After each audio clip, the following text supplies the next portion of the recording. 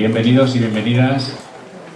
Va a dar comienzo la primera mesa redonda con 3 ponencias que van a ser más que interesantes, que vienen detrás o a continuación de la conferencia magistral de don Manuel Zapata, y vamos a seguir hablando de salud. El título de la mesa es La salud en nuestras relaciones. Lo primero que voy a agradecer es, decir o preguntarme y preguntarnos ¿quién ha elegido a estas personas? Bueno, pues el primer agradecimiento va dirigido al comité científico, coordinado por doña Rosa Varela Garay, doctora en Trabajo Social, miembro didacta y vocal de publicaciones de la Junta Directiva. Doña Ana Trayero González, filósofa y miembro didacta de la EBH. Don Francisco Sánchez Gavete, psicólogo, miembro didacta de la EBH. Doña Griselda Casado Salmerón, psicóloga, miembro didacta de la EBH. Doña Piedad Díez López, psicopedagoga, miembro titular de la EBH. Doña Elena de la Aldea Guerrero, psicóloga, miembro titular de la EBH. Y la doctora doña Isabel Calvo Ortega, doctora en medicina, miembro titular de la EBH. A todos ellos, un fuerte aplauso por el trabajo que han realizado.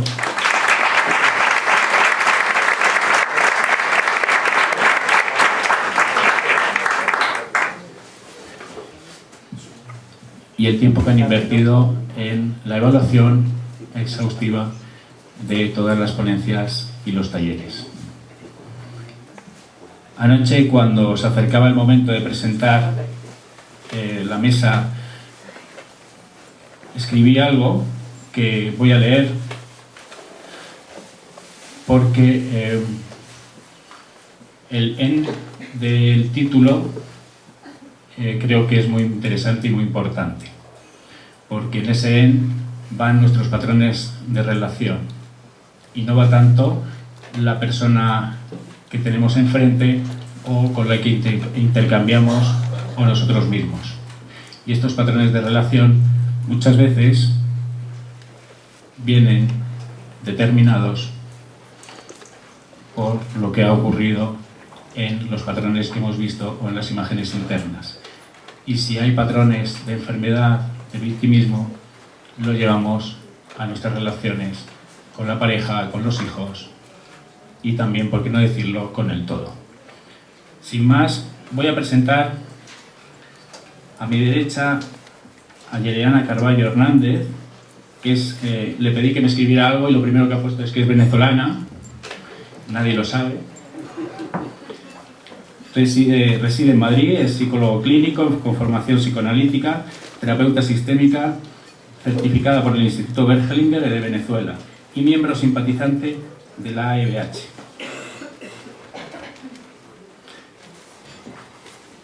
Su ponencia se titula El niño síntoma de sus padres. Bienvenida, Yereana.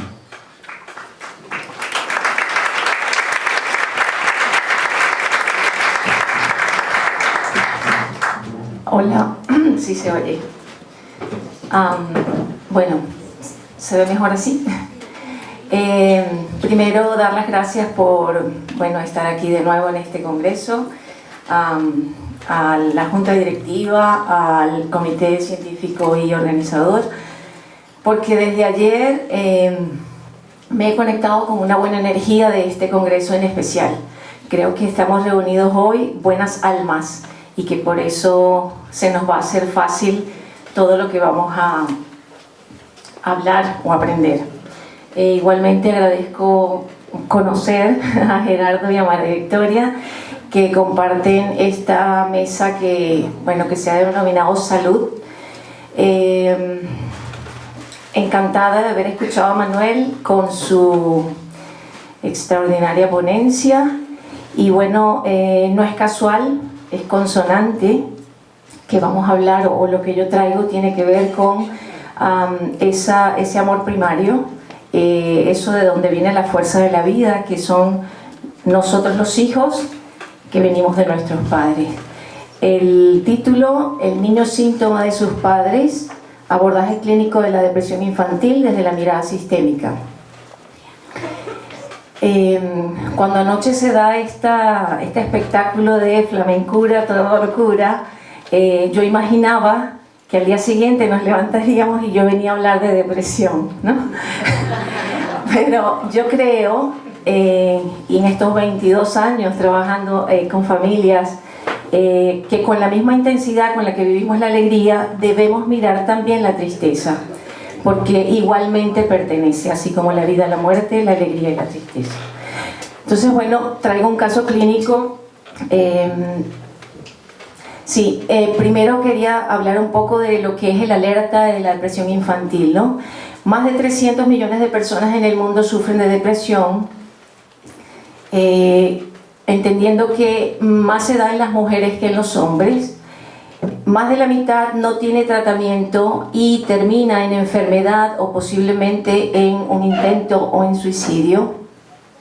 En España afecta el 2% de niños menores de 10 años y 1 de cada 10 adolescentes la padecen. Es decir, el alerta va en aumento y no miramos soluciones a corto plazo.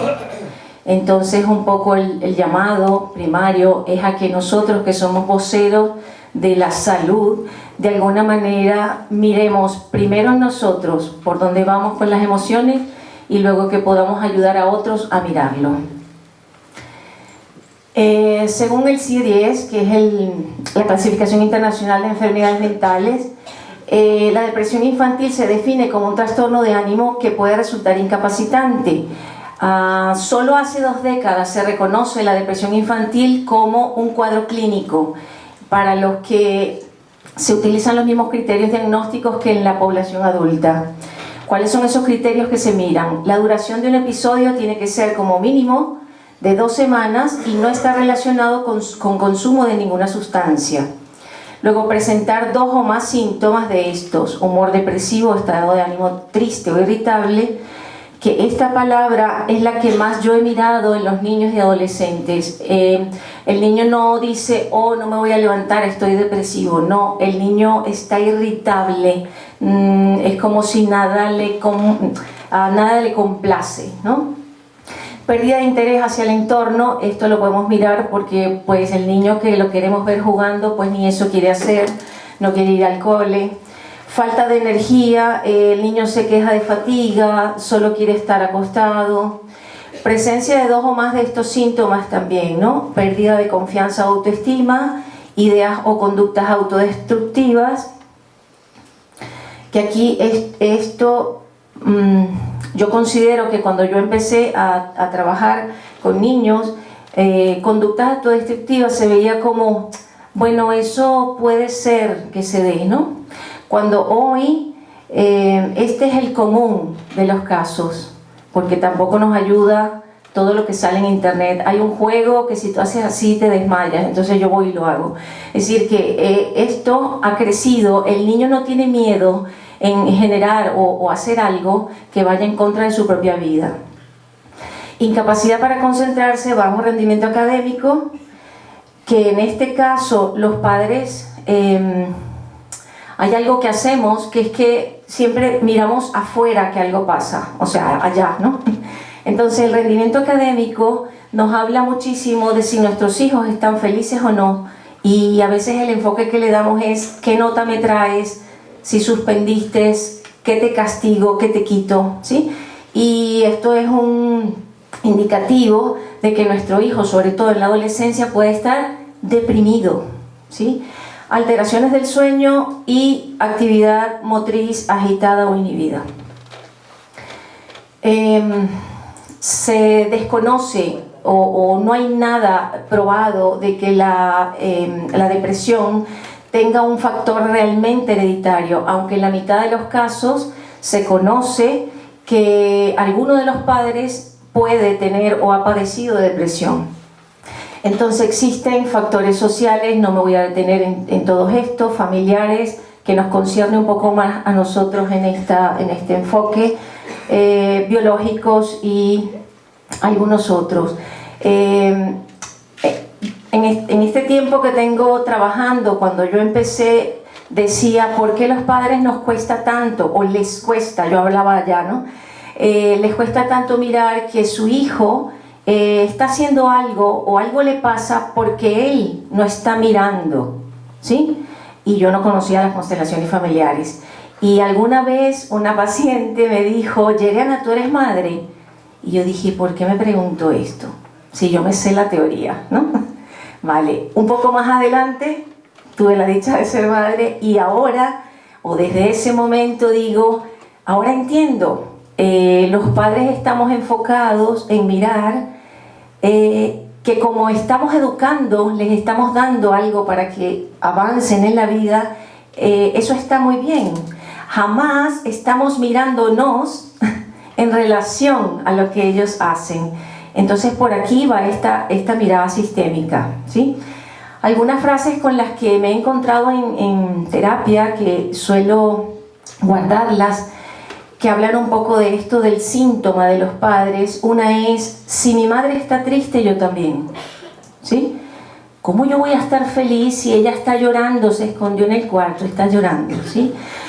Mis padres dicen que no se divorcian por mí, pero han vivido toda la vida amargados e infelices. Esta me impactó, ¿sí?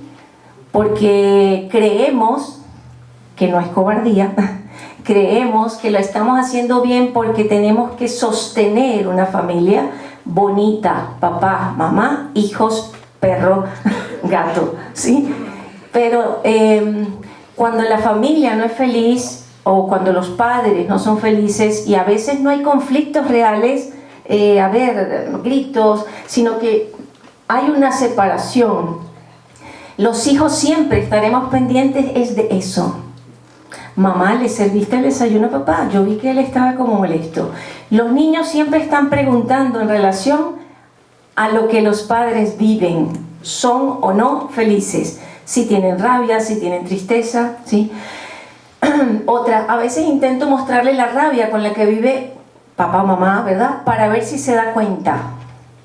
Entonces, ahí puede estar un adolescente, un padre muy estricto, te quito todo, castigo todos los días, no sales, no sé qué. Ese hijo le muestra la rabia que el padre tiene con su propia vida. No es la rabia porque me castigas, porque es adicional. Es que ese padre está molesto y carga con su propia rabia de su propia vida y la pone allá, ¿sí? Los padres queremos que los hijos lo hagan diferente, pero no nos damos cuenta de lo que estamos haciendo. A veces pongo un ejemplo que da un poco de risa, pero es así, ¿no? Una madre me decía, es que yo no quiero que mi hija me mienta, mi hija pequeña. Entonces yo le digo, si mientes, vendrá una bruja a llevarte. Yo le digo, estás mintiéndole. ¿Qué? ¿Sí? O sea, no nos damos cuenta y creemos que estamos haciéndolo bien porque estamos jugando a ser padres, que no lo sabemos, no sabemos hacerlo, pero la conciencia está en por dónde voy yo para que mi hijo no me muestre lo que no quiero mirar. Nos duele muchísimo mirar a un niño triste, nos asusta mirar a un niño adolescente triste. A veces oigo a mi hijo que va por 15 años y mamá, es que aquí todo el mundo, aquí no por decir aquí España, aquí porque está aquí, ¿no? Es que mis amigos por cualquier cosa dicen, yo no quiero vivir, verás la que le monto a mi padre, me voy a escapar. O sea, el impulso, eso que hablaba de lo autodestructivo, el impulso hoy en día es más pronto, por eso es más frecuente escuchar, mi hijo tiene depresión, el tuyo tiene ansiedad, ¿qué toma el otro? ¿Qué haces tú? ¿Sí? Pero le quitamos importancia a lo emocional, le damos más importancia a algo mágico, una pastilla, algo que va a hacer una magia y va a quitar los síntomas. O vienen los padres a consulta y dicen, Yeriana, él se transformó, él era un niño así, cariñoso, ahora es un monstruo, ahí te lo dejo. Cuando dice ahí te lo dejo es, ve a ver tú qué haces porque no sé qué pasó con él. Entonces yo digo, ya va, él espera en la sala y ustedes pasan, ¿sí? Son los padres los que tenemos que ver. Odio sentirme como mi madre, sin fuerza y sin alegría. Pero fíjense esta frase: yo me siento como ella, triste, apática, pero yo odio eso. Entonces, además de ser buena con ella, cargando con eso, ¿sí?, le rechazo. Entonces no hay salud en esa relación para nada.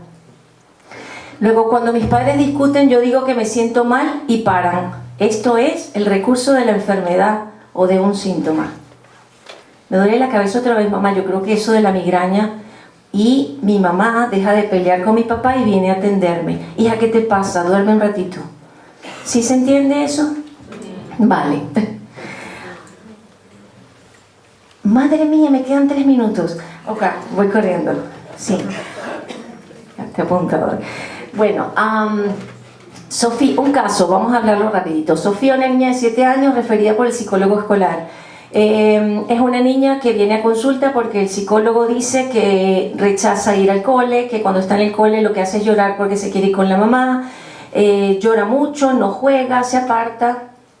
En la entrevista con los padres un poco viene la madre, que es quien la trae. Están separados desde que Sofía tiene 4 años. De alguna manera, vuelve atrás, de alguna manera Sofía no dice que se siente mal. Ella lo que hace es, o sea, cuando llega a consulta, ella no dice yo estoy con un malestar y no, ella dice yo lo que quiero es estar con mi madre, ¿sí? Y si hablamos, para adelantar un poquito, en la primera sesión, cuando ella se va a ir y yo salgo a la sala de espera, la mamá había ido a tomar un café y ella entra en crisis, comienza a llorar. Una cosa que nos asombra, ¿no? La mamá llega, la abraza, tal, vale. En la segunda cita viene el padre. El padre, una persona bastante amena, está bien cerca de Sofía. No hay un tema que diga, bueno, este es un padre que está ausente y esta niña está haciendo un síntoma por esto. No. Es la madre la que está más aprensiva. Entonces, siguiente cita con Sofía, ¿verdad? Ay, no me va a dar tiempo, pero bueno, me da una imagen sistémica, una imagen que construyo con la figurita y me dice mi padre, voy a poner rápidamente cómo es. Vale, dice mi padre, lo coloca a un lado, ¿verdad? Pero luego, mi madre y yo, ¿sí? Mi madre y yo, es así. Y el padre está de este lado, ¿sí? Porque no lo puedo mostrar. Entonces aquí no hay que hacer un análisis tan profundo ni ir a los 7 generaciones atrás, ¿sí? Aquí está una madre que mira a la niña, una niña que mira a la madre. Es como si estuviera abrazada a todo lo que yo me tenga que encargar de ti. Y cuando yo le doy el síntoma, que ella no es un adulto para decirle, esta es la depresión, ¿dónde lo ubicas? Sino le digo, ¿qué es lo que te hace sentir mal en el cole? ¿Sí? Entonces dice, es que yo tengo miedo y me quiero ir. Vale, este es el miedo, ¿sí? Este verde. Y ella hace inmediatamente así. Así. Ah, tranquila, gracias. ¿Sí? Entonces, ¿dónde está el miedo? Que para nosotros es posiblemente esta tristeza, esta angustia. Entre la madre y ella. Ya no hay más nada que decir. Aquí está la tensión. ¿Para qué nos sirve esta imagen sistémica? Para mirar pronto por dónde viene. Cuando ella hace esta imagen, es como si ella tiene la apertura de hablar, porque ella lo coloca y a ver, lo puede ver afuera, ¿sí? Como decimos en constelaciones. Entonces, cuando ella lo mira así, dice Yereana, cuando mi madre está tareada en casa, imagínense una mamá que está doblando ropa, no sé qué, ella susurra, me quiero morir, me quiero morir, me quiero morir. ¿Sí? Se oye eso, ¿no? Me quiero morir.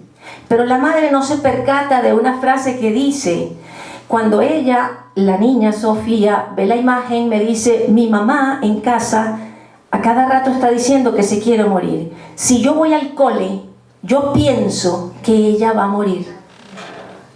Ya, listo. ¿Con quién es el trabajo siguiente? Con la madre.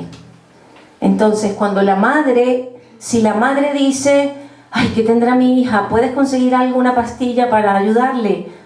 Va, esto no sirve. Cuando la madre escucha esto que ocurrió, se vuelca en llanto y dice, sí, estoy triste, mi expareja, mi ex esposo va a volver a casarse, estoy muy triste y no me daba cuenta de lo que decía en casa. los síntomas en Sofía inmediatamente ya no están. Ella va a seguir queriendo tomar todo de la madre, pero de alguna manera le damos el chance ¿a quién? El grande y el pequeño, a la madre, de entender que es muy sutil pero profundo lo que hacemos de manera responsable, a veces sin darnos cuenta, porque los hijos lo están mirando todo, ¿sí?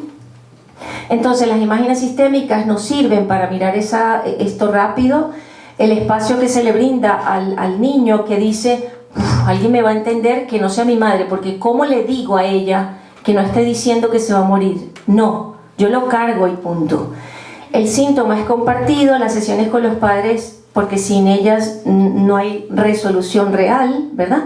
Conciencia y responsabilidad, y la revisión de síntomas, que es lo que realmente queremos que ocurra. Ok, entonces termino las conclusiones. Los hijos nos muestran lo que queremos ver. El amor inconsciente para pertenecer no tiene límite, puede ser la muerte. El respeto entre los padres evitará la tristeza de los hijos. Desde el orden, los padres dan, los hijos toman, no al revés, porque aquí ella era más grande que la madre. Yo me encargaré de ti. La mayor responsabilidad es ser felices. Educar desde el corazón es abrir lo nuestro. Y quisiera terminar con una frase que un adolescente me dijo, hospitalizado, a punto de morir, porque tuvo una ingesta de muchas pastillas. Me dijo, yo quería castigar a mis padres con esto que hice. Ahora tengo terror, Yeriana, yo quiero vivir. Muchísimas gracias.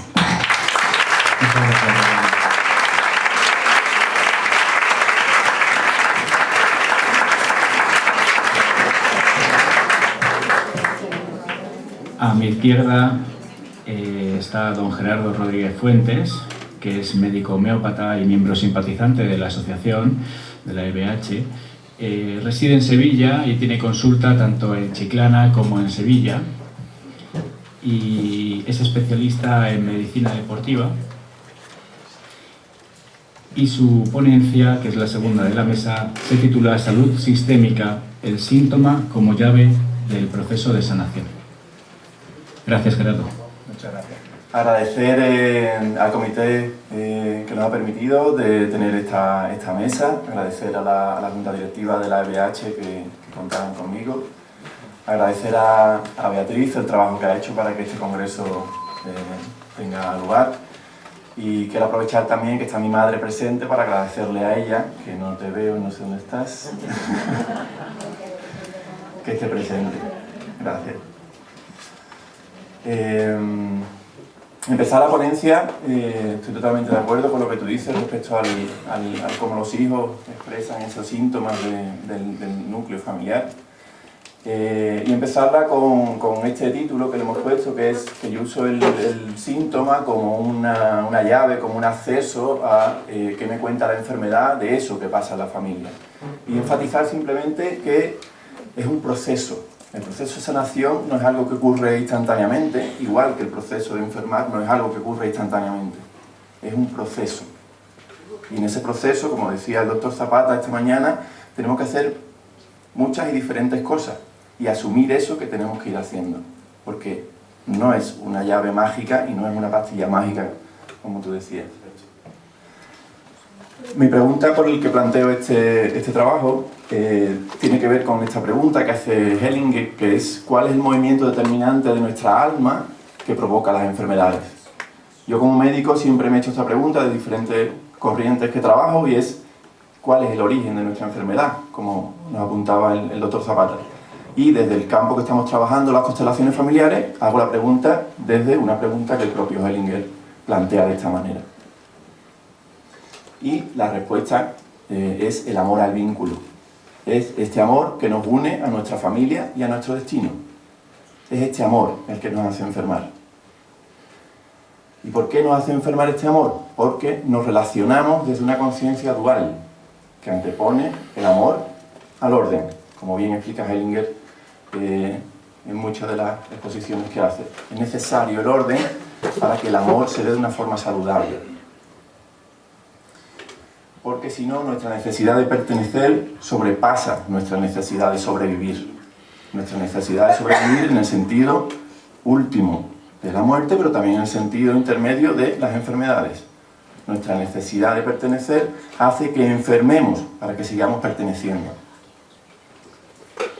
Entonces, en nuestras relaciones actúan unos órdenes, dice Hellinger, que se manifiesta a través de sus efectos. Y la enfermedad es uno de estos efectos, de esta forma de relacionarnos. La mayoría de las personas aquí presentes estáis versados en constelaciones familiares, sabéis mucho de constelaciones familiares, y hay algunas personas que no, y es por esto que añado estas diapositivas explicando brevemente y muy escuetamente simplemente que estos órdenes se enuncian en 3 órdenes, que son el orden de la pertenencia, el orden de la jerarquía y el equilibrio entre el dar y el tomar. Cuando estos órdenes no se cumplen, se producen lo que llamamos desórdenes, que en esta misma numeración sería el que no todos los que están pertenecen, o sea, que no están todos los que pertenecen, que no está cada uno en su lugar, o bien que tomamos más de lo que necesitamos o que no tomamos lo que sí necesitamos. Y los últimos efectos de este desorden son, a nivel emocional, la infelicidad, y a nivel físico, la enfermedad, que es lo que podemos constatar de cómo estos desórdenes se manifiestan. A mí, yo como médico y como científico, me llamó mucho la atención cuando leí la primera vez a Hellinger leyendo estos postulados, porque desde la racionalidad parecen a veces un poco contradictorios. Sin embargo, cuando ves cómo funcionan las constelaciones, cómo se trabaja con las constelaciones, vemos que estos resultados no es una teoría que luego se aplica, sino es una aplicación de la que sale esta teoría. ¿Sí? Estos órdenes, Antonia del Castillo es bióloga, es la directora del Aula La Montera en Sevilla, ha hecho una relación de cómo estos órdenes del amor son los mismos órdenes de la vida. Y vemos efectivamente cómo en la célula, como en la molécula, como en la biología, se cumplen estos mismos órdenes y estos mismos desórdenes. Y efectivamente podemos comprobarlo también en la fisiología, en la anatomía, en la fisiopatología, como cuando estos órdenes se cumplen, el sistema del que estemos hablando, ya sea el circulatorio, el sistema respiratorio, el sistema orgánico que estemos hablando, funciona bien, y cuando estos órdenes son desórdenes, el sistema que estemos mirando no funciona bien. Por lo tanto, las constelaciones familiares son una herramienta que nos muestran estos desórdenes, también en el cuerpo. Porque todos los que pertenecen afectan a nuestra salud y a nuestras enfermedades. También apuntaba el doctor Zapata que no somos individuos individuales. Cada uno de nosotros somos un sistema en sí mismo. Y llevamos, como la imagen que nos mostraba él de ese árbol tatuado en la espalda, eso que nuestro cuerpo manifiesta como enfermedad no es solo el resultado de nuestra individualidad, sino que es el resultado de todas las personas que llevamos en esto que llamamos individualidad. Entonces vemos un ejemplo, por ejemplo, en esta fotografía en el que son 5 hermanos, en el que vemos que uno falta. Al faltar el primer hermano, sea por el motivo que sea, el tercer hermano ha asumido el papel del primer hermano.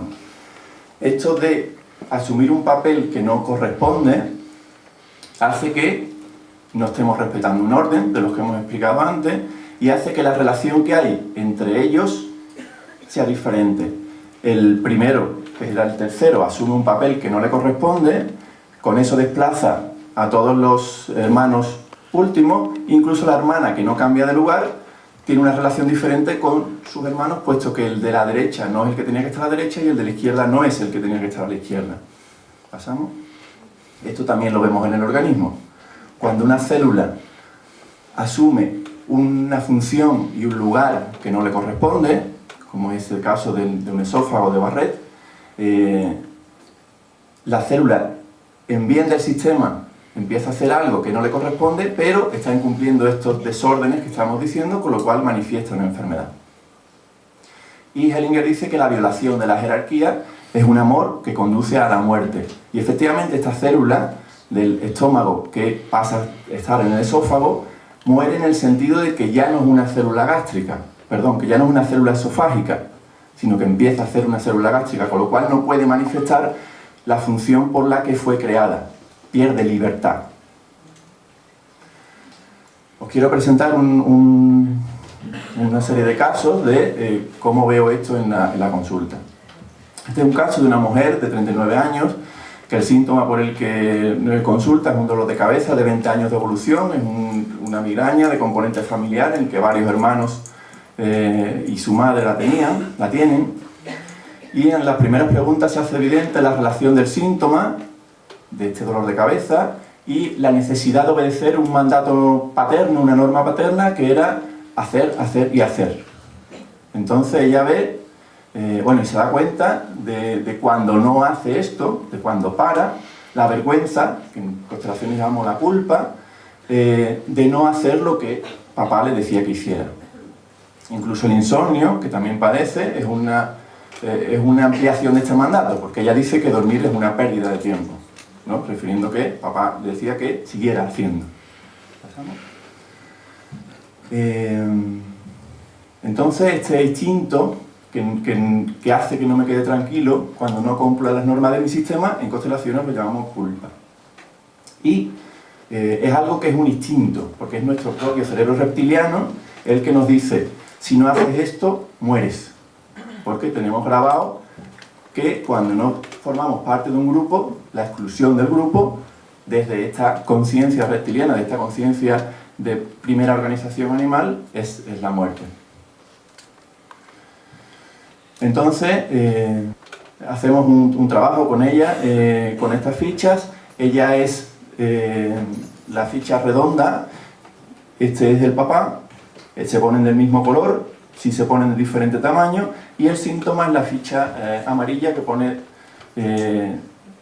con el mismo tamaño de papá. Y el tema es que se da cuenta que cuando ella es capaz de poner la migraña, es la única forma que tiene de acercarse a papá. Es la única opción que tiene de decir, puedo, un poco lo que tú decías, que con el síntoma, con la enfermedad, sí puedo acercarme a los míos. Entonces puede decir, puedo parar, puedo quedarme quieta cuando tengo migraña y me quedo con papá, no se va. ¿Sí? ¿Es entendible esto? ¿Sí? No sé cómo me estoy explicando.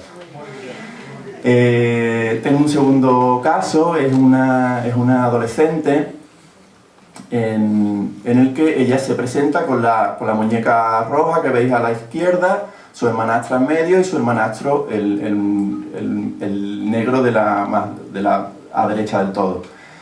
Esta es la configuración que ella presenta cuando le digo que configure su familia sin darle ninguna indicación.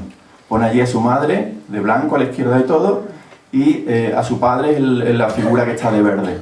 Aparte pone a la pareja actual de la madre, de rojo a la derecha del todo, y pone los abuelos maternos detrás del padre adoptivo, y pone 3 figuras allá al final que no explica quién son, pero hace entender como que son los padres o sea, los abuelos, pero del padre del padre. ¿Pasamos? Cuando hacemos un movimiento, es un movimiento muy simple que lo único que hace es incluir a aquellas personas que estaban al fondo. ¿Pasamos? Entonces es un movimiento de inclusión. Esta chica, el motivo de consulta era una rabia, era una actitud agresiva, sobre todo con la pareja actual de la madre, pero también con su madre, con su hermana, con sus abuelos en el colegio, y con una apatía violenta que llamo yo, porque era una desgana, pero una desgana desde la rabia. Aparte, otro síntoma por el que consulta es una alergia estacional con anticuerpos positivos a ácaros, a diferentes pólenes, a epitelio de animales. Y vemos en esta chica como cuando es una chica adoptada de otro país, su hermana es adoptada del mismo país, pero de otros padres, y su tercer hermano es el que es padre biológico de su madre adoptiva y su padre adoptivo.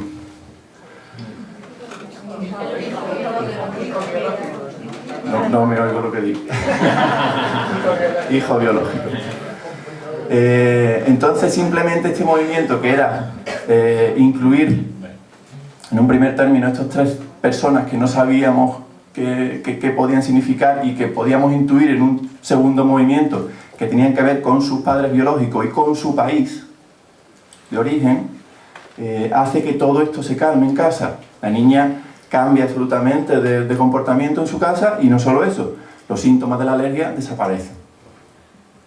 Un tercer caso, que me quedé muy sorprendido con este caso porque era un síntoma agudo.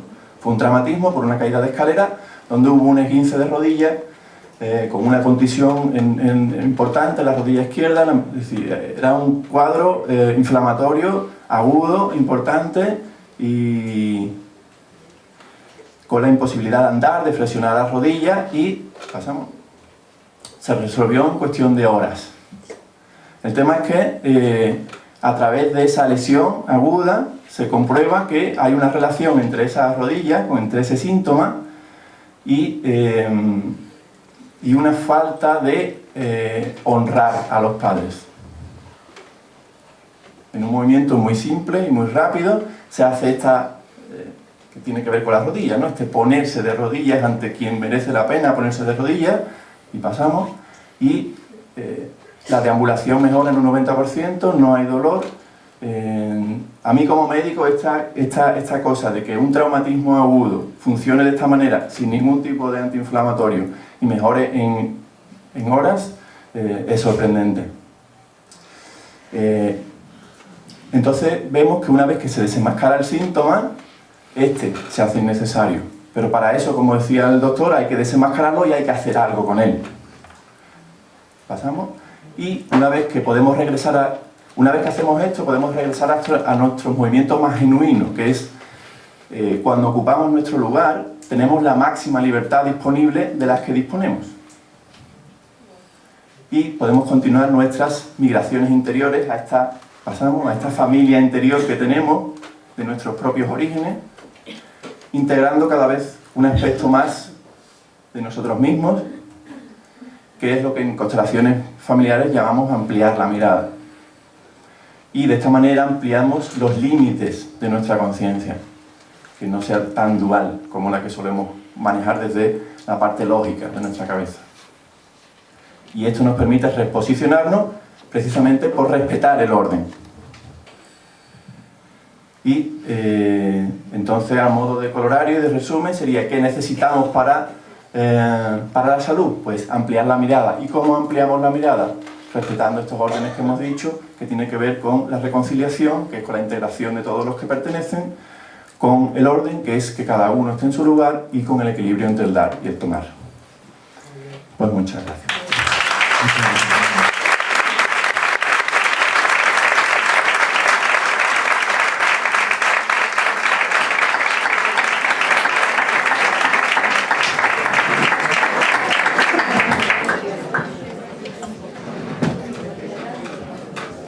Para finalizar las ponencias de la mesa, tenemos invitada a la doctora doña María Victoria Cerezo Guzmán, que es psicóloga de la Asociación de Mujeres Operadas de Cáncer de Mama, y que nos trae un estudio, una investigación y sus descubrimientos en la intervención individual en pacientes con cáncer de mama desde el enfoque de las constelaciones familiares. Ella es profesora de la Universidad de Málaga. Muchas gracias, María Victoria. Muchas gracias también a vosotros, a la organización, y a José María por cuidarnos tanto. Y bueno, voy a intentar ser breve porque creo que mi ponencia da para más de 15 minutillos. Yo trabajo en la Asociación de Cáncer de Mama y desde que conocí las constelaciones familiares cada día pues disfruto más de ellas e intento, como también trabajo en la universidad, además como profesora de metodología, aunque sea todavía sustituta interina, necesito, como decía el profesor esta mañana, esa inclusión científica de las constelaciones o de las configuraciones y en eso estoy, en intentar acercarla a la ciencia lo más que puedo. Como ya comentó esta mañana, la salud y la enfermedad no son dos caminos distintos, es simplemente la unión y la decisión que vayamos tomando manifestada con síntomas diversos. Voy a intentar ser breve en esta primera parte porque usted lo ha dicho todo perfectamente esta mañana. Estaba yo sintiendo, ay, mira mi parte primera de la ponencia. Es verdad, porque es que realmente es eso, es todo lo que usted ha explicado. Entonces, en cuanto al cáncer de mama, pues decir que es un tumor muy frecuente, especialmente en las mujeres. Es de fácil detección porque es un órgano externo. y que tienen muchísimas explicaciones o factores de riesgo en cuanto al aspecto hormonal, estilos de vida, la menarquia temprana y menopausia tardía, en fin. Sobre todo también tiene bastante afectación a nivel psicológico.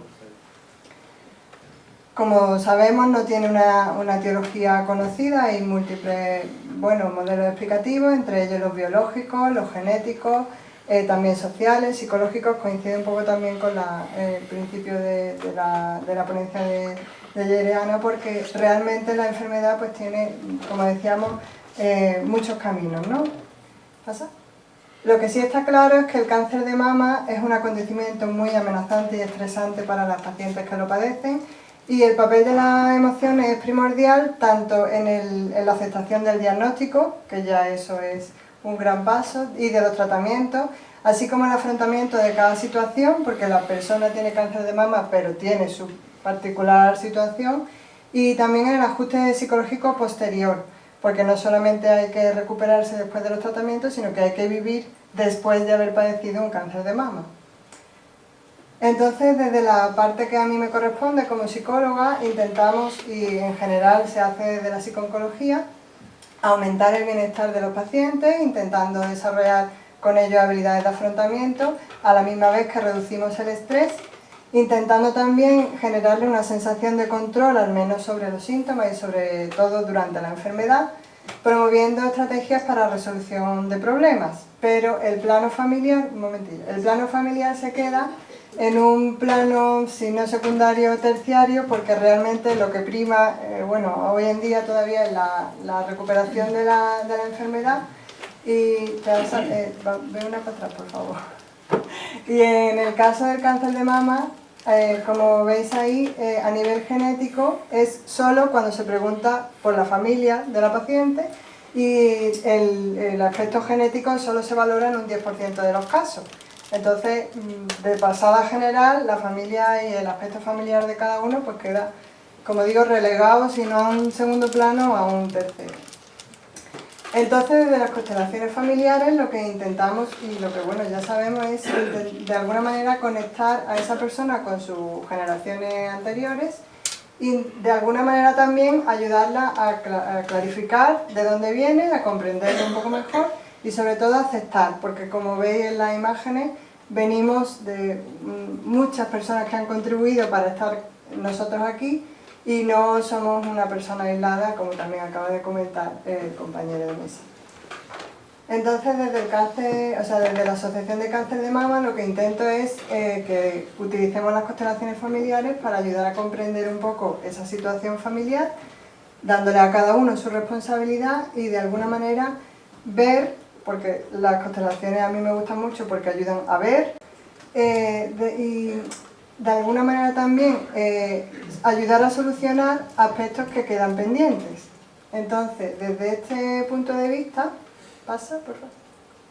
Lo que yo he ido haciendo en mi asociación, gracias a la colaboración de todas mis mujeres, también hay algún hombre, pero en este caso no ha participado, lo que he intentado es plantear una forma de comprender mejor su parte familiar, utilizando en sesión individual figuras para utilizarlas con representaciones simbólicas. Entonces han participado 30 mujeres, que la mayoría estaban en el proceso psicológico conmigo ya, o sea que son pacientes que yo ya estaba trabajando con ellas, pues aspectos para, como decía antes, ¿no?, para afrontar un poco mejor la quimioterapia o para de alguna manera facilitarle un poco el proceso. Otras no, otras ya habían sido pacientes y participaban en la asociación de forma voluntaria, y en este trabajo también. Han rellenado un consentimiento informado y 8 cuestionarios que ahora os presento. Realizamos tras esas sesiones, o sea, tras haber cumplimentado los cuestionarios, realizamos la sesión de constelaciones, y justo después de esa sesión se le pedía una valoración de 0 a 10 de lo satisfecha que se había quedado con esa situación, esa sesión. A las 2 semanas y al mes después se le volvía a hacer esa pregunta, y a los 2 meses se le volvía a cumplimentar los cuestionarios. Las pobres mías han trabajado muchísimo. Así un poco para que las conozcáis a modo global, pues la mayoría, como decía, estaba en proceso psicológico. La edad media de las pacientes es menor a 50 años, prácticamente más de la mitad estaban casadas, habían tenido hijos y el tiempo de diagnóstico medio rondaba alrededor del año y medio. ¿Pasa? También me sorprende que 2/3 de ellas consumían psicofármacos. Bueno, pues un dato que me parece relevante porque lo que decíamos, ¿no? Todos vamos buscando a ver la forma y parece que la pastilla es todavía la que va un poco por delante. Y también considerar que para 1/3 de ellas el cáncer era su primera enfermedad considerable. Hay que decir que muchas eran jóvenes, entonces claro, pues con 30 o 32 años, lo general en general, ¿no? Haber aparecido enfermedad. Esos son los cuestionarios que hemos aplicado, han sido de salud general, relacionados con aspectos familiares y otros relacionados con psicología positiva, porque es otro de mis fuertes, ¿no? Que me gusta mucho trabajar desde la psicología positiva. Por ejemplo, el de resiliencia, el de fortaleza y el de satisfacción vital. También escala de afecto. Pasa, por favor. La pregunta que yo he procurado hacer de manera metódica, intentando seguir un poco el método científico, a todas las pacientes le hacía la misma... Primero les sugería si querían participar, por supuesto, y las que me decían que sí inconscientemente, les preguntaba luego esta frase, ¿no? Si en su familia de origen, centrada en el plano emocional, sentían que había algún asunto pendiente, algo que les pesara y que de alguna manera llevaran arrastrando. Sorprendentemente, pacientes que llevaban conmigo ya un tiempo considerable me daban una contestación que a mí me dejaba bastante anonadada, en el sentido de que si ya llevaba un tiempo conociendo a esa persona, ¿cómo me viene ahora con esta situación, ¿no? Si no surgía de forma clara la respuesta a esta pregunta, lo que sí hacía era investigar un poco con algunas preguntas típicas del método, como si había habido algún acontecimiento traumático, alguna persona que hubiese sido excluida, etc.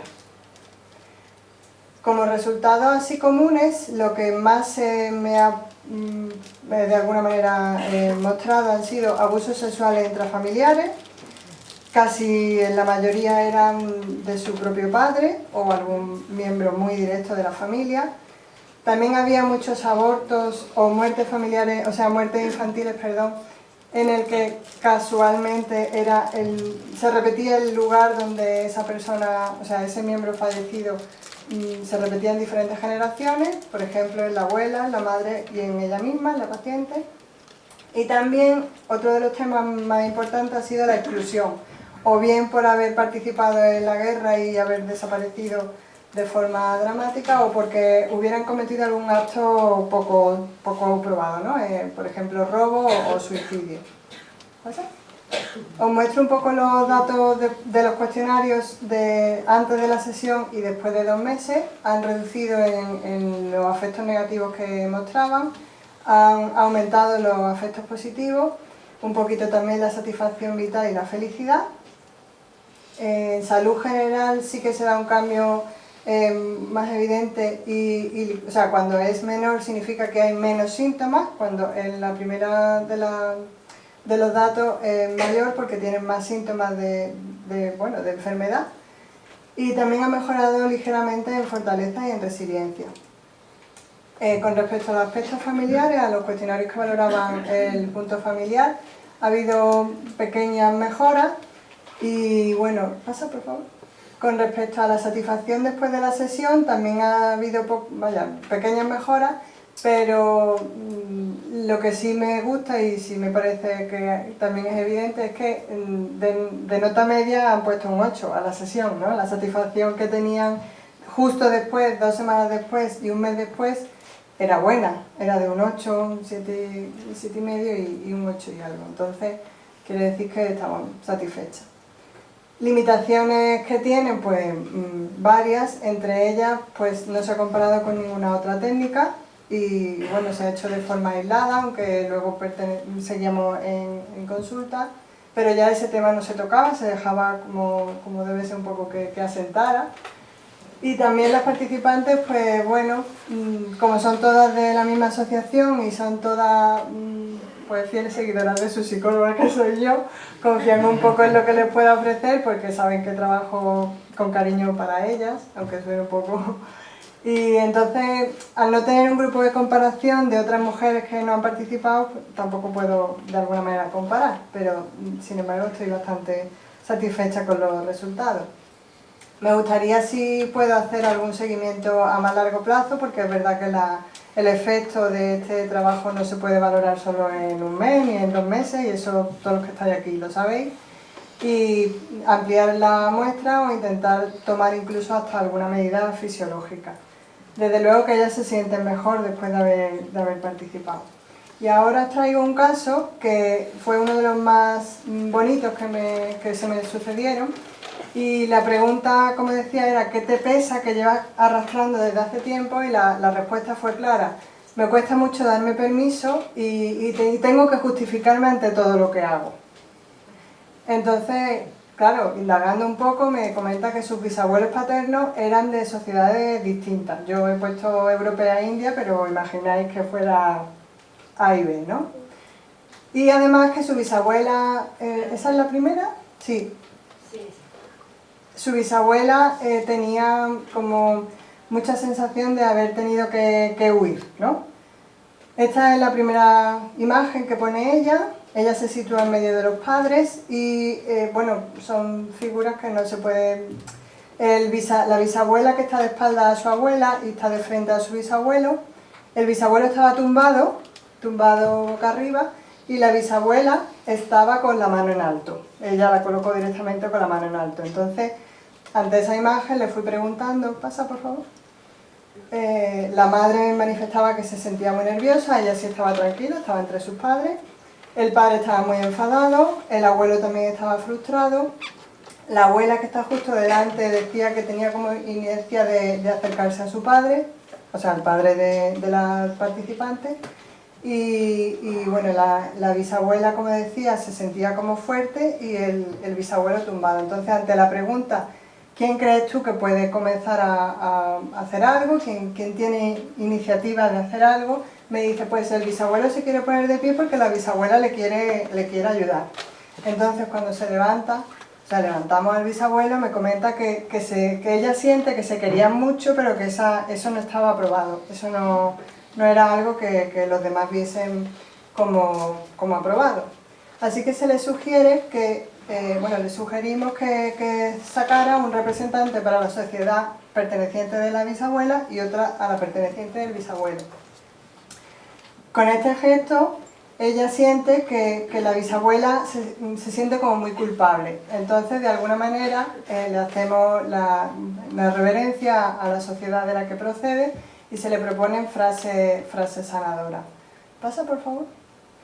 Por ejemplo, se le propone que le diga a la bisabuela, a su sociedad: gracias por las raíces que me has dado, por el poder que me has transmitido, por la sabiduría que me has proporcionado.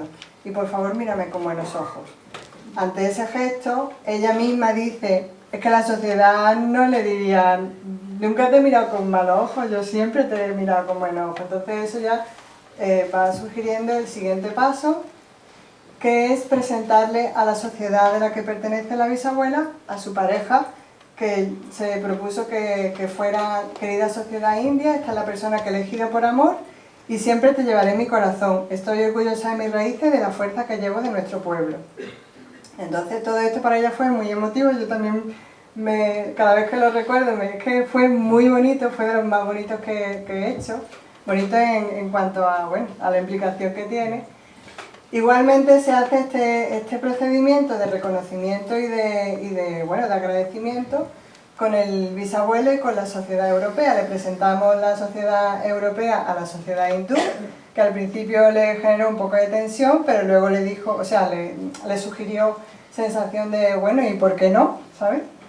Y el bisabuelo hizo el mismo procedimiento, le presentó a su pareja, a su sociedad, y le dijo también a su sociedad europea que estaba orgullosa de llevar las raíces que tenía. No sé si estáis entendiendo eso. Así que tras esa presentación oficial de sociedad y pareja y amor, Surge la abuela, que es el fruto de ese amor, y está el padre de la participante. Todos estos movimientos iban repitiendo todo lo anterior, agradeciendo y reconociendo a los ancestros.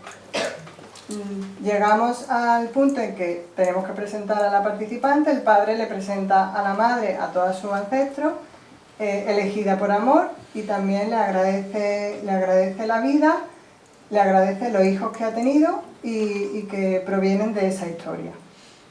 Entonces, para no alargar mucho más, hicimos lo mismo con la participante, eligiendo a su marido, presentándoselo a todos sus ancestros, presentando a sus hijos, y por último le pedí que... Un momentito, por favor. Por último le pedí que pusiera una figura representando al futuro. Y ante ese futuro le propuse que si tenía ganas de decirle algo. Y lo que ella dijo, además lo dijo riendo: futuro, iré contenta y decidida hacia ti. Entonces fue como una sensación muy bonita, porque ella ya sentía todo el apoyo de todos sus ancestros y se sentía muy decidida hacia su futuro. Entonces, como conclusiones, decir que, como ya comentaba esta mañana el profesor Zapata, desde la psicología también tenemos que abordar multifacetamente, no sé cómo decirlo.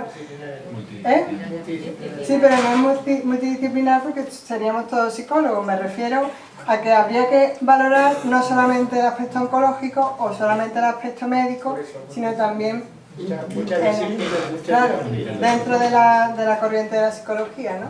Habría que abordar el cáncer de mama desde múltiples facetas, incluida la familiar. Y que está claro que el apoyo psicológico que se dé en este sentido ayuda a ese equilibrio emocional en un momento difícil para las personas, como puede ser una enfermedad como el cáncer de mama, y que por supuesto este método funciona con cualquier tipo de participante, incluidas las mujeres con cáncer de mama. Así que por mi parte nada más y espero que os haya gustado. Muchas gracias.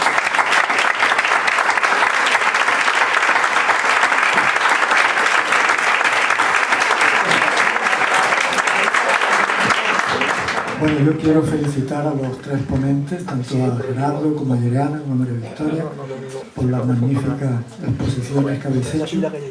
En primer lugar, también quiero felicitaros porque sois representantes de una nueva generación que, sin abandonar con un pie en la parte científica académica, se atreven a dar el salto con el otro pie a la otra orilla y desde el centro miran hacia los dos lados.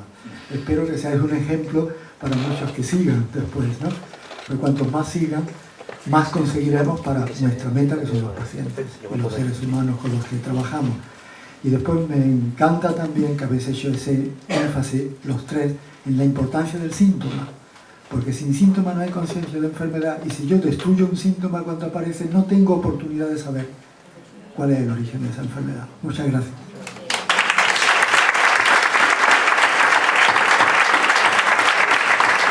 Muchas gracias a José María, a Yerena, a Gerardo y a María Victoria. Coincido con lo que ha comentado Manuel y yo quería hacer un pequeño aporte en sintonía con todos vosotros por nuestro desempeño profesional habitual. Y es que dentro de estas consideraciones relacionadas con la salud, efectivamente tenemos que incluir todos los contextos, porque si hablamos de la familia tenemos que hablar de la comunidad. Entonces la interacción con el sistema educativo, con los servicios sociales, quiere decir que el síntoma se propaga, se extiende a distintos contextos, y es cierto que desde una perspectiva habitual no se tiene en consideración a la familia, sino de manera muy tardía, y cuando en muchos casos son niños los que presentan problemas y a veces muy severos que las instituciones no saben qué hacer con ellos. Entonces, aunque para nosotros en este contexto es algo habitual tener en cuenta la familia, me parece muy valioso el aporte que habéis hecho, y es una invitación a que, independientemente de dónde trabajemos y cómo lo hagamos, lo tengamos en cuenta desde un primer momento. Quiere decir que me refiero a algo que forma parte de lo sistémico, ¿vale? Y lo sistémico supone una relación, y una relación es circular.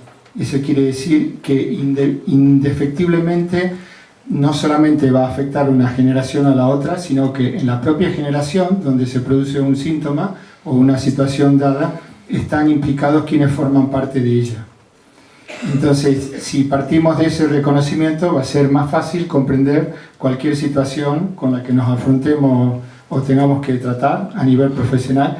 Y repito, yo creo que independientemente de que seamos psicólogos, seamos médicos, educadores o trabajemos en distintos contextos, es importante que tengamos en cuenta siempre esta mirada. Muchas gracias.